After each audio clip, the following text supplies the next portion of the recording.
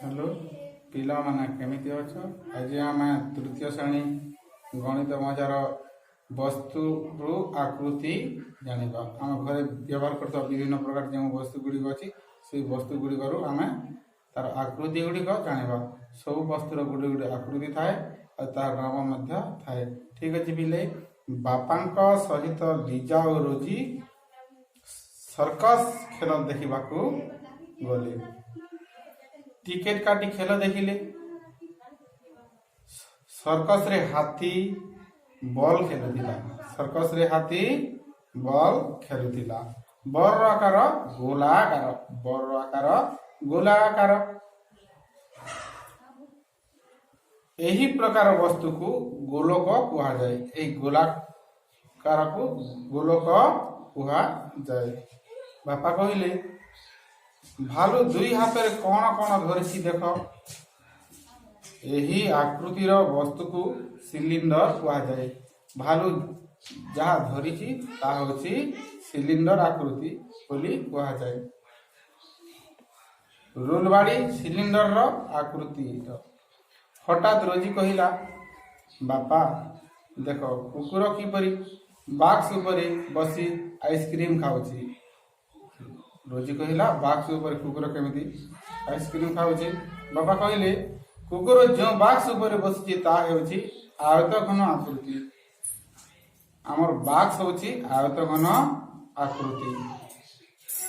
यहाँ पर केतेटी पाक अछि देख से गुडी को गण। आयतघन रो 6टी तलबा पाक थाए। आयतघन रो केतेटी तल थाए 6टी तलबा पाक थाए। पारा कौन करुछि देख। बापा पारा लुडो खेलुची। पारा कौन आमे परी लुडो खेली पारिबो। हाँ पारा लुडो खेली पारिबो। से लुडो गोटी को देख आयतघन परी यार दैर्घ्य प्रस्थ उच्चता अछि। यार धाड़ी गुडी को लक्ष्य कर कौन देखुछ कह। यार दैर्घ्य प्रस्थ उच्चता समान। हाँ तू ठीक कहिजु।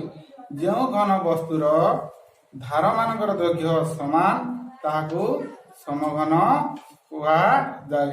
जेपरी लुडो गोटी गोटे समघन। ठीक अच्छे ये जो देखुच लुडो गोटी ये लुडो गोटी होची समघन आकृति। हाँ ताहले लुडो गोटी गोटे समघन। हे देख आउ गोटे जोकर हाथी पाख को जाई ताको सुंड टेकिबा कहूची। बापा से कौन गोटे लंबा टोपी पिंधिछि। हाँ से टोपीटी तलपटु गोलेई होई ऊपर को मुनिया होईछि।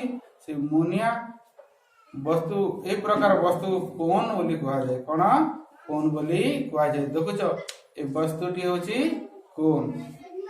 ठीक अछि पिलाए तुम आज गोलक आयतघन समघन सिलिंडर कोन आकृति गुड़िक चिन्हिल।